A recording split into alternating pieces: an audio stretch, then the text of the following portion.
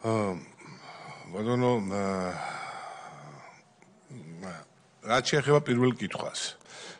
ასეთი ფორმულირებით საქმე თქვენ გულისხმობთ ყვარლის იზოლატორის საქმეს, როდესაც ძილის საშუალებას არ აძლევდნენ ადამიანებს.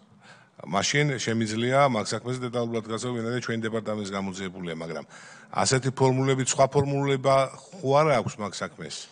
ტელევიზორით რაც გამოაცხადეს მაშინ ეს არის ლაპარაკი 2011 წელზე და 2010 წლის ბოლო ან 2011 დასაწყისი და არქოს ზილების რევოლუცია და თვითონ საქმეს რა ქვია ზუსტად არ ვიცი.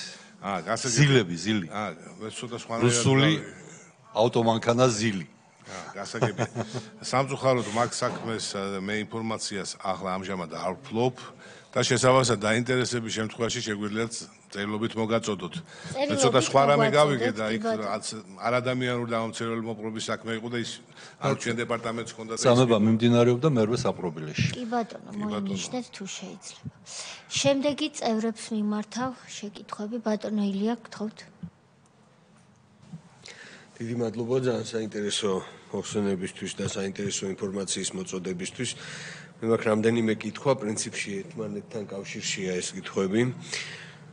ეს ქონებები, რომელიც ესეთი სახით იყო ჩამორთმეული, ერთ ადგილას გროვდებოდა თუ ყველას თავისი რაღაც ადგილი ჰქონდა, სადაც ამას აგროვებდნენ? ყველა შემთხვევაში სახელმწიფო სტრუქტურებში გროვდებოდა თუ კერძოდაც იყო ესეთი შემთხვევები, რომ გადაგროვდებოდა და თუ გვაქვს ინფორმაცია მერე ამ შეგროვებული ქონების ბედი როგორ წყდებოდა ხოლმე ან რანაირი მიმდინარეობა ჰქონდა მომავალში ამ ჩამორთმეულ ქონებას. მადლობა. კი ბატონო. პირველ რიგში დავიწყებთ იმით, რომ თუ ქონება ექცეოდა სახელმწიფო საკუთრებაში, რა თქმა უნდა ის ქონების მართვის, ანუ ეკონომიკის სამინისტროს ქონების მართვის სამსახური ჩადგებოდა საქმის კუთხით თუ რა ქონება გადადიოდა სახელმწიფო საკუთრებაში და რა თქმა უნდა სახელმწიფო საკუთრებაში ხდებოდა ამ ქონების აკუმულირება საბოლოო ჯამში. გარდა იმ შემთხვევებისა, როდესაც საუბარი იყო მოძრავ ქონებაზე. მაგალითად, როგორც მე უკვე აღვნიშნე, ავტოსატრანსპორტო საშუალებები იშლებოდა საჭიროების მიხედვით. შეიძლება, მოდი ასეთ მაგალითს ვიტყვი, შეიძლება თბილისის პოლიციის ხელმძღვანელის მოთხოვნით ეყიდა თავშად 20 მანქანა, მაგრამ საბოლოო ჯამში სამეგრელოში წასულიყო სამხარეო პოლიციაში 3 მაგალითად რაჭაში და ასე შემდეგ. ანუ აუცილებელი არ იყო ასეთი ქონების მომთხოვნის დანაყოფს მოხმარებოდა. ასევე იყო შემთხვევები, როდესაც მაგალითად მოთხოვნილი მანქანები გადანაწილა პროკურატურაზე, იუსტიციის სამინისტროზე, საჯელახშულების დაწესებულებაზე, ეკონომიკის სამინისტროზე სხვა. ანუ ქონება ერთ ადგილზე, ერთ სტრუქტურაში არ იყრიდა თავს. მოძრავი ქონების განაწილება ხდებოდა, ხოლო უძრავი ქონების, რა თქმა უნდა, ეკონომიკის სამინისტროს ბალანსზე ხდებოდა, საიდანაც შემდგომ ნაწილი პირდაპირ მიყვილის წესით, ნაწილი აუქციონო წესით, ანუ აუქციონზე გატანის წესით სხვისდებოდა. ის ქონებები, რაც დაბრუნებული იყო, რა თქმა უნდა, სახელმწიფო საკუთრებიდან, ანუ ბალანსზე არსებული ქონებების ბაზიდან მოხდა მათი დაბრუნება. რაც შეეხება იმ კითხვის იმ ნაწილს, სადაც ბრძანეთ, რომ ხომ არ იყო შემთხვევა, როდესაც არა სახელმწიფოს, არა საკუთარი კეთილდღეობისთვის ხდებოდა დაუშვათ ბიზნესის იძულება და ასე შემდეგ. შემიძლია გითხრათ, რომ დიახ იყო ასეთი ფაქტებიც, მაგალითად მე ვახსენე დასავლეთ საქართველოს მთავარი სამმართველოს კონდაზვერვის უფროსის მოადგილე მივეცით პასუხისგებაში 4 ეპიზოდზე, ამ 4-დან 3 შემთხვევაში მან თანხები სხვადასხვა ბიზნესმენებს გამოძალა და ეს თანხები არსად არ წაუღია, ანუ სახელმწიფო ბიუჯეტში არ შეუტანია. ასევე მანვე 2 Toyota Land Cruiser-ისა და Mitsubishi Pajero-s მარკის ავტომობილების შეძენა აიძულა, რომელიც რა თქმა უნდა სახელმწიფოს გადაეცა და ბალანსზე აიყვანა მე კონკრეტულმა სტრუქტურებმა. ანუ ასეთი შემთხვევებიც გვხდება რა თქმა უნდა. გამარჯობათ, მოგესალმებით. სულ ერთწუთიანი მცირედი რეპლიკით შემოვიფარგლები, ის რაც ბატონმა ირაკლიმ მისაუბრა ახლა და ბატონმა სოზარმა, ბატონმა თიამ ამ ყველაფერს პრინციპში საზღვრის საერთაშორისო სასამართლომ დაარქვა სისტემური დანაშაული. ანუ ის რაზეც თქვენ ისაუბრეთ, ბატონო ირაკლი, ეს არის ფაქტები, რა თქმა უნდა, გამომტუნებელი განაჩენებით და ჩვენ ამ კომისიის შექმნამდე სხვათა შორის არაერთხელ გვითქვამს, რომ უამრავი მტკიცებულება უკვე არსებობს იმისთვის, რომ ეს რეჟიმი შეფასებულიყო, თუმცა რა თქმა უნდა, დამატებითი მტკიცებულებებიც საჭიროა, რასაც ეს კომისია აუცილებლად მოიპოვებს და ეს კიდევ ერთხელ საზოგადოებას მინდა შევახსენო, ის რაც ახლა ჩვენ მოვისმინეთ ამ 1 საათის განმავლობაში არის პირდაპირი მტკიცებულება იმის, რომ ეს პოლიტიკური რეჟიმის შეფასება უკვე უნდა მოხდეს ამ კომისიის დასრულების თანამედროვე. როგორი მოხდება, ამას ალბათ საზოგადოება უკვე კარგად ხვდება. თქვენი საუბარი თავიდან ბოლომდე შეიძლება ითქვას, რომ არის ამისი საფუძველი და დიდი მადლობა თქვენ, რა თქმა უნდა, იმ შრომისთვისაც გაწიეთ და ზოგადად რასაც აკეთებთ. მადლობა. ბატონო ირაკლი, გარკვეულწილად ნაწილობრივ ბატონი ილიას კითხვას როცა გაეცით პასუხი საუბრეთ ამაზე, მე მინდა ესეთ საკითხს შევეხო. მოგეხსენებათ, ძალიან გავრცელებული პრაქტიკა იყო მაშინ საპროცესო შეთანხმებები და თანხების მიმართვა გარკვეულ ფონდებში. რამდენადაც ჩემთვის ცნობილია, სხვადასხვა ფონდები იყო, სხვადასხვა ფონდებში ხდებოდა თანხების მიმართვა. ხშირ შემთხვევაში ჩემი კოლეგა ადვოკატების პრაქტიკიდან გამომდინარე მაქვს ინფორმაცია, რომ პირად ანგარიშებზეც ხდებოდა ხოლმე თქვენს დეპარტამენტში უშუალოდ თუ ქონიათ შეხება ამ საკითხებთან დაკავშირებით და რამდენად სისტემური იყო ეს და თვითონ ეს ფონდები, ამ ფონდების საქმიანობა შემდგომ რა მიმართულება ქონდა ამ თანხებს, ამის შესახებ ხომ არ ქონიათ გამოძიებისას მტკიცებულებები და თქვა დაგიდგენიათ გარკვეული ფაქტები. ნამდვილად არსებობდა ასეთი ფონდები, სადაც ხდებოდა თანხების აკუმულირება, სამართალდამცავი სტრუქტურების განვითარების ფონდი იყო და სხვადასხვა მიზნობრივი დანიშნულებით ხდებოდა ხარჯვა. ჩემს დეპარტამენტში, რა თქმა უნდა, ერთ-ერთ ეპიზოდად, ერთ-ერთ საქმეში არის აღნიშნული ფონდების საქმე, მაგრამ ეს საქმე არის მიმდინარე. შესაბამისად, მე დეტალების დასახელებისაგან, რა თქმა უნდა, თავს შევიკავებ და მათ შორის იმ გვარების დასახელებისაგან, რომელიც ნაწილობრივ თუმცა საჯაროა, მაგრამ ჩემი მხრიდან არ იქნება ახლა ჯერ დაუსრულებელ საქმეზე წინასწარ გარკვეული რაიმე კომენტარის გაკეთება. კი ბატონო, დიდი მადლობა, თუმცა თვითონ ფონდების ჩამონათვალი ალბათ შეგიძლიათ, რომ შემდეგ მოგვაწოდოთ, რაც ალბათ არ არის დაფარული ინფორმაცია. მიმდინარე საქმეზე, რა თქმა უნდა, მეტი დეტალი ვერ იქნება მოწოდებული. ბატონ ალექსანდრეს ამ ეტაპზე ხომ არ სურს რაიმე დაამატოს და გავაგრძელებთ შემდეგ. მოგესალმებით, წარმატებებს უსურვებთ თქვენ კომისიას და ჩვენ შინაგან საქმეთა სამინისტრომ მზაობას გამოვთქვამთ, რომ ნებისმიერი ინფორმაცია, რაც საინტერესო იქნება კომისიის საქმიანობისთვის მოგაწოდოთ, როგორც წერილობით, ასევე ზეპირი ფორმით. რაც შეეხება ჩვენის მხრიდან ბუნებრივია პროკურატურასთან ერთად აქტიურად მუშაობთ სხვადასხვა საკითხებზე. ძირითადად ჩვენ უკვე დასრულებულ საქმეებთან მიმართებაში გვაქვს საერთო, ასე ვთქვათ, სამუშაო, რაც გულისხმობს იმას, რომ მიყენებული მატერიალური და მორალური ზიანის ანაზღაურების კუთხით არაერთ სასამართლო პროცესში ვარ ჩართული, სადაც იყო შემთხვევები, როგორც აღინიშნა ავტომობილების ჩამორთმევის და გვიწევს ამ შემთხვევაში უკან დაბრუნება იმ პირებისთვის, ვისაც უკანონოდ ჩამოართვეს თავის დროზე, ასევე უძრავი ქონების საკითხებთან მიმართებაში. ეს არის ყველა მიმდინარე სასამართლო ღია პროცესები და ღია გადაწყვეტილებები არსებობს. იყო შემთხვევები, როდესაც კერძო მიწაზე აშენდა პოლიციის შენობა მათ შორის და მოგვიწია ჩანაცვლება სხვა ქონებით დაზარალებული პირისთვის. გარდა ამისა, იყო შემთხვევები, როდესაც არაერთი თანამშრომელი იქნა, ასე ვთქვათ, ჯერ დანაშაულის გამო განაჩენი დადგა, გაათავისუფლეს სამსახურიდან, თუმცა აღმოჩნდა, რომ უკანონოდ მოხდა მათი მსჯავრდება, მოგვიწია ამ ადამიანებისთვის როგორც კომპენსაციის გადახდა, ასევე სამსახურში დაბრუნება და სხვა უამრავი უკანონო ქმედებები, რომლებზეც უკვე მიმდინარე პროცესებია სასამართლოში და თუ კი კომისია დაინტერესდება, ბუნებრივია ჩვენ მზად ვართ, რომ თითოეულ საქმეზე დეტალური ინფორმაცია მოგაწოდოთ. დიდი მადლობა ბატონო ალექსანდრე, თუ წევრებს არ აქვს სხვა შეკითხვები, მე ასე გამოვა, რომ ბოროტად ვიყენებ ჩემ თანამდებობას კითხვების ნაწილში. და ასევე ჩემი კომისიის დივანიც. ვერ გეშვებით, იმიტომ რომ იმდენი საქმე გაქვთ გამოძიებული, რომ ჩვენთვის მნიშვნელოვანია არა ინდივიდუალურ საქმეებზე თქვენთან საუბარი, არამედ ამ საქმეების ფონზე გამოვკვეთოთ ის, რაც იყო ზოგადი სურათი, რომ რეჟიმი დახასიათდეს. ამიტომ მე სამი კითხვა მაქვს, არასრულწლოვნებთან ხო არ იყო რომელიმე საქმე დაკავშირებული, იმიტომ რომ ჩვენ გვაქვს სურვილი, რომ ბავშვთა უფლებებზე და არასრულწლოვანს როგორ ექცეოდა რეჟიმი, ამას დაუთმოთ გარკვეული დრო. ციხეები რომ იყო გადატვირთული არასრულწლოვნებით, ეს სტატისტიკა არსებობს და გასაგებია, მაგრამ თქვენ რომ იძიებდით იმ საქმეში ხომ არ არის სადმე არასრულწლოვნის ინტერესი, რომ ამ საქმით კიდევ მეტად დავინტერესდეთ და მოგმართოთ ასეთი შემთხვევაში. თქვენ ახსენეთ ფიროსმანის ორი ნახატი და თუ გაქვთ რომ გითხრათ თუ არა და შემდეგ რო გითხრათ რომელ ნახატებზე იყო საუბარი, არა მესაკუთრეები, არამედ თვითონ ნახატები თუ გაქვთ. და ეს დღეს არ არის რა თქმა უნდა სასწრაფო. და ბოლო შეკითხვა.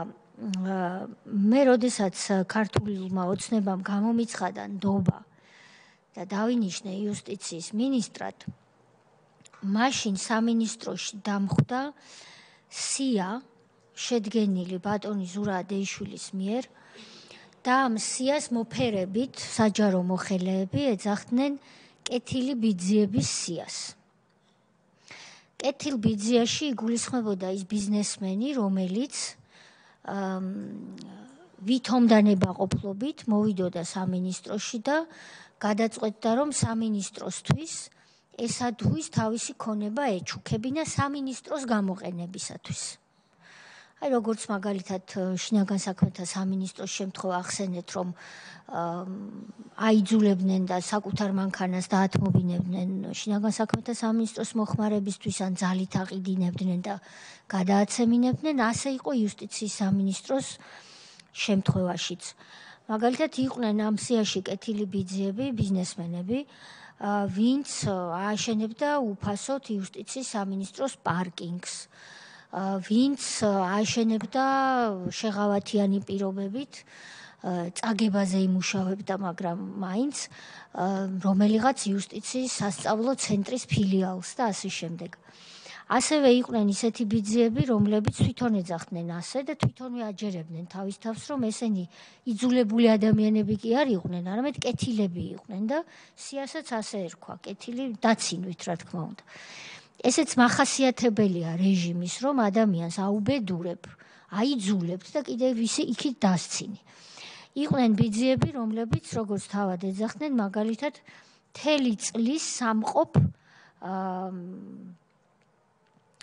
პრინტერისთვის ქაღალდს ჩუქნიდნენ სამინისტროს უფასოდ. ასეთი სიები თუ შეგხვედრიათ სადმე, ან თვითონ ეს ინსტიტუტი თუ მოგხვდათ თვალში, ამ ფორმით თუ სხვა ფორმით, იუსტიციის სამინისტროს ნაწილში, შინაგან საქმეთა სამინისტროს ნაწილში თქვენ ფართოდ ისაუბრეთ და ეს ცნობილი ფაქტია და გასაგებიც არის. ესე იგი, კეთილი ბიძიების სია, რომელიც ზურა ადეიშვილმა შეადგინა და იძულების წესით ართმევდა სამინისტროს მოხმარებისთვის ადამიანებს ქონებას, არასრულწლოვნებთან დაკავშირებული შეკითხვა და ფიროსმანის ორი ნახატის დასახელება თუ გახსოვთ, თუ არა და იქნებ მოგვაწოდოთ. და აბრაკახული ღვინო, ესეთი დასახელებით. რაც შეეხება თქვენს მიერ ნახსენ კეთილ ბიძიებს, ახლა სია არ შემხვედრია ნამდვილად ასე ჩამოწერილი რომ ეს და ეს პირები ნუმერაციით, მაგრამ ასეთი ბიზნესმენების არსებობა რომ ფაქტი არის, არა მარტო იუსტიციის სამინისტროს, არამედ სხვადასხვა პროექტების განხორციელების, როგორც იყო გზები, პოლიციენობები, თუნდაც რაბათის მშენებლობა და ასე შემდეგ, ასე შემიძლია დავადასტურო. რაც შეეხება არასრულწლოვნების ზე მიმართ განხორციელებულ ძალადობას არ ადამიანურ მოპყრობას, აქაც გიპასუხებთ, რომ აღნიშნული საქმეები საგამოძიებო ნაწილის ქვემდებარეობაში დარჩა და რა თქმა უნდა, იქ იმ საქმეებში, ანუ სხვა დანაყოფზე მაქვს საუბარი, რა თქმა უნდა, იქნება არასრულწლოვან შეავდებულთა ან დროებით მოთავსების იზოლატორებში მოთავსებულ პირთა მიმართ განხორციელებული არადამიანური და დამამცირებელი მოპყრობის ფაქტები. თუმცა მათი სტატისტიკა და ეს მეთოდოლოგია დაუშვათ მათზე როგორი ხორციელდებოდა, ჩემთვის ამ ეტაპზე უცნობია და შესაბამისად სხვა დანაყოფის ქვემდებარე იყო ეს საქმეები. 2008 წლის აგვისტოს ომის შემდეგ ძალიან ბევრი ქართველი ჯარისკაცი და ოფიცერი იქნა დათხოვნილი, ზოგიც დაპატიმრებული, ზოგიც ნაწამები, მაგრამ დათხოვნას ჰქონდა განსაკუთრებით მასობრივი ხასიათი, თითქოს იყო მცდელობა შექმნილიყო წარმოდგენა, რომ აი ამათზე გადატეხილიყო ჯოხი, თითქოს ესენი იყვნენ დამნაშავე 2008 წლის ომის ტრაგედიაში და თქვათ მარცხში და ამაზე თუ არსებობს რაიმე მასალები პროკურატურაში, შეიძლება თქვენს დეპარტამენტში უშუალოდ არა, მაგრამ თუ იცით ამის შესახებ, თუ არ და კარგი იქნება, მოვიკითხოთ და გამოვითხოვოთ ეს ინფორმაციაც. კი ბატონო, ალბათ თქვენ გაქვთ ხედველობაში დაუშვათ იგი ასეთ მასობ ერთიანი სახელწოდების ქვეშ რომ მიმდინარეობდეს, როგორც თქვენ ნახსენეთ, ასეთი საქმე რამდენიც მე ვიცი არ არის, მაგრამ ცალკეული საქმეები, ცალკეულ პირებზე, მაგალითად იგივე სერგო თეთრაძის წამება და ასე შემდეგ, რა თქმა უნდა, ესეთი საქმეები არის და გამოძიებულია და გარკვეულ საქმეებზე განაჩენების დგას და გარკვეულ გამოძიებებიც მიმდინარეობს, რა თქმა უნდა. დიდი მადლობა. ანუ ასეთი ქოლგის ქვეშ საერთო სათაურით არა, მაგრამ სათითაო ფაქტებზე კი ბატონო. ბატონო ირაკლი, ბატონო ალექსანდრე, ძალიან დიდი მადლობა მობრძანებისთვის. ჩვენ თქვენი შეწუხება შეიძლება მოგვიწიოს, შეიძლება არ მოგვიწიოს, ხდომაზე მობრძანებას გულისხმობ, მაგრამ ის რაც ნამდვილად მოგვიწევს არის თქვენთან თანამშრომლობა. შინაგან საქმეთა სამინისტროს ნაწილში ძალიან მნიშვნელოვანი იქნება აუდიო, ვიდეო თუ მატერიალური სხვა სახით არსებული თქვენი საარქივო მასალები, რაც შემონახულია. გასახსენებლად ისიც კმარა მაგალითისთვის, რომ როდესაც ჩვენ ხელისუფლებაში მოსვლის შემდეგ აღვნუსხეთ ერთის მხრივ დანაშაულის დამადასტურებელი ფარული ჩანაწერები, ისინი საზოგადოებაში ზოგჯერ დამკვიდრებული აზრის საპირისპიროდ არ განადგურებულა, ისინი გადაეცა პროკურატურას და არაერთი განაჩენს დაედო საფუძვლად.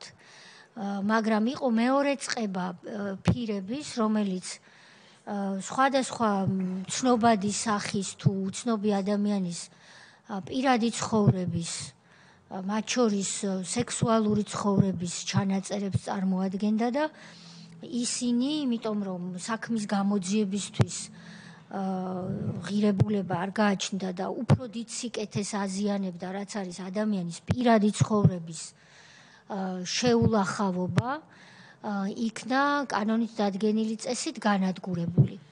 ამ ნაწილში მაგალითად მოსამომავლოდ საინტერესო იქნებოდა ვინ აწარმოებდა ამ ჩანაწერებს, ჩვენ მაშინ ვნიცით, რომ ასე გამოიკვეთა, რომ ამას არა რომელიმე კუდი ან უშიშროების სამსახური აკეთებდა, არამედ შინაგან საქმეთა სამინისტროს PR დეპარტამენტის ფუნქცია იყო ეს. სწორია, არასწორია და ასე შემდეგ, ეს ყველაფერი სამომავლოდ ალბათ წერილობით გამოვითხოვთ ჩვენ და დაგვჭირდება და არა მხოლოდ ეს, ამიტომ ჩვენ მხოლოდ ახლა ვიწყებთ თქვენთან კეთილთანამშრომლობას. უღრმესი მადლობა, რომ ამის დასტურად თქვენ მობრძანდით, ბატონ მინის დაუდასტურეთ ჩვენი პატივისცემა, მას დიდი პასუხისმგებლობა აქვს ისედაც, მაგრამ კონკრეტულად ამ დღეებში ჩვენს ქვეყანაში მშვიდობიანობის უზრუნველსაყოფად, მადლობა თქვენ. ბატონო ირაკლი, კიდევ ერთხელ თქვენს თანამშრომლებს თქვენ მადლობა. 67 მილიონი ლარის ღირებულების ქონებაა დაბრუნებული. არაერთ უსამართლოდ გასამართლებულ ადამიანს 130-მდე პირს, მათ შორის ქალებს, ვინც უკანონოდ იხდიდა სასჯელს იმ უბედურებაში და წამებაში, სასჯელ აღსრულების დაწესებულებებში თქვენ მიეცით შვება და ადამიანისთვის უფრო დიდი შვება არ არსებობს, როდესაც უსამართლოდ იჯდა ციხეში და ერთ დღეს ხელში დაიჭერს თავის გამამართლებელ განაჩენს. ამისათვის ძალიან დიდი მადლობა და ყველა იმ მსხვერპლის სახელით თქვენ მადლობა, ვის მიმართაც თქვენ სამწუხაროდ, მაგრამ ასეთი იყო რეალობა, დაადგინეთ დამამცირებელი არაადამიანური თუ წამების, მოპყრობის თუ წამების ფაქტი. ეს საქმეები ჩვენ საშუალებას მოგცემს, რომ რეჟიმი და მისი პოლიტიკური თანამდებობის პირები დავახასიათოთ და რასაკვირველია წერილობითი პროცედურის ფარგლებში დაგვჭირდება გავაგრძელოთ თქვენთან თანამშრომლობა, რისთვისაც წინასწარ გიხდით მადლობას. წევრებს ვუხდი მადლობას დღევანდელ სხდომაში მონაწილეობისთვის, ჩვენ სამდივნოს და საჯარო მოხელეებს ვუხდი მადლობას, რომლებიც გვეხმარებიან პროცედურის წარმოებაში. ჩვენ შეგვიძლია რომ დღევანდელი 17 თებერვლის სხდომა დახურულად გამოვაცხადოთ, ასევე გამოვაცხადოთ ისიც, რომ 21 თებერვალს პარასკევს ჩატარდება 10 საათზე მომდევნო სხდომა ჩვენი კომისიისა.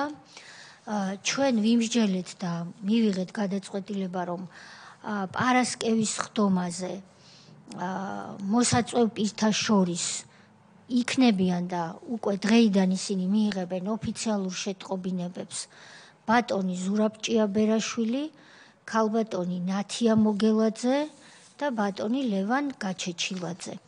რა თქმა უნდა, წამყვანი თემა პარასკევის სხდომისა იქნება 2003-2012 წლებში გამართული სხვადასხვა დონის არჩევნები, მაგრამ მოცემულმა პირებმა ისიც უნდა იცოდნენ, რომ მათთან გასაუბრება არ იქნება მხოლოდ არჩევნებით შემოსაზღვრული და ყველა ის საკითხი, რომლის შესახებაც ჩვენ გვექნება ინფორმაცია, რომ მოცემული პირები ამა თუ იმ ფორმით მონაწილეობდნენ ან იყვნენ ჩართულნი სხვადასხვა საკითხის გადაწყვეტასა თუ მოწესრიგებაში, ჩვენ მათ გვექნება უფლება, რომ არჩევნების მიღმაც დაუსვათ არაერთი კითხვა. მე მინდა ეს პირები უკვე მეორედ დღეს საჯაროდ გავაფრთხილო. ჩვენი კომისია არ გახლავთ რაღაც მორიგი ფორმატი, სადაც მხოლოდ საუბრისთვის იკრიბებიან ადამიანები. ჩვენ გვაქვს ძალიან დიდი პასუხისმგებლობა დაკისრებული და მე არ მეგულება ჩემი ჩათვლით არც ერთი კომისიის წევრი, რომელიც ამხელა პასუხისმგებლობით იყოს ბოლომდე ბედნიერი, იმიტომ რომ ჩვენ ყოველთვის პასუხისმგებლობას სერიოზულად ვუყურებთ და ვწუხართ, რომ ამხელა გამოწვევას გვაქვს, ასე ვთქვათ, ხრებზე, მაგრამ გპირდებით, რომ ამ გამოწვევას თითოეული ჩვენგანი ღირსეულად უპასუხებს და ჩვენს მომავალ თაობებს მათთვის ვაკეთებთ ამას, დაუტოვებთ დოკუმენტს, სადაც რეჟიმიც იქნება დახასიათებული ფაქტებზე დაყრდნობით და არა იმის მიხედვით ვინ ვის მოგწონს. და ასევე ამ რეჟიმის პოლიტიკური თანამდებობის პირების საქმიანობაც იქნება იმგვარად დახასიათებული, რომ მომავალ თაობებს შეეძლოთ შეიქმნან ობიექტური წარმოდგენა ფაქტებზე დაყრდნობით თუ ვინ და როგორ მართავდა ჩვენ სახელმწიფოს 2003-2012 წლებში. ასევე მე დიდი იმედი მაქვს და ჩვენ ყველას ამ კომისიაში, რომ ჩვენი დასკვნა გამოყენებული იქნება ასევე კანონით დადგენილ ფარგლებში იმისთვის, რომ ამ ქვეყანამ ერთხელ და სამუდამოდ დაისვენოს, მოისვენოს, დამშვიდდეს და აღარასდროს აღარ დაბრუნდნენ ისინი, ვინც დღესაც ჩვენს ქვეყანაში არეულობის შემოტანას ცდილობენ და ახალი და მომავალი თაობების ისეთ საქმიანობებში ჩართვას, რომელიც მათი ხელწერა იყო სწორედ იმ პერიოდში, რომელსაც ჩვენ სწავლობთ. ყველას დიდი მადლობა, განსაკუთრებით მათ, ვინც პირდაპირ გვადევნებდა დღეს თვალს, დახარჯა დრო, გვისმენდა და გულშემატკივრობს. დიდი მადლობა.